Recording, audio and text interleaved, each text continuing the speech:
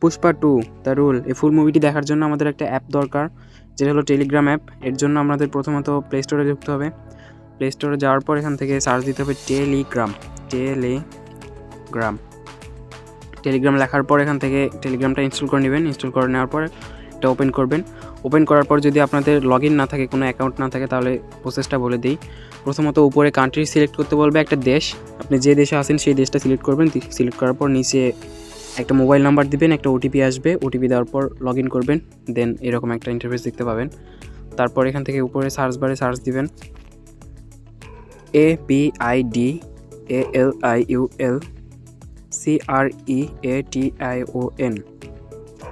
দেন search দেওয়ার পর একটা টেলিগ্রাম চ্যানেল ওপেন হবে। এই চ্যানেলে ক্লিক করার পর এখান থেকে প্রথমত জয়েন হবেন। জয়েন হওয়ার পর এখন আর কোনো কাজ নেই। এখান থেকে আপনারা যে পুষ্পা 2 দ্য রোল ফুল মুভিটা দেখতে পাবেন। আর যারা টেলিগ্রাম অ্যাপ সম্পর্কে একটু কম বোঝেন, তারা ভিডিও ডেসক্রিপশন এবং পিন কমেন্টে দেখেন, একটা লিঙ্ক দেওয়া আছে টেলিগ্রাম চ্যানেলের লিঙ্ক। ওখান থেকে লিঙ্কে ক্লিক করলে সরাসরি এই চ্যানেল ওপেন হয়ে যাবে।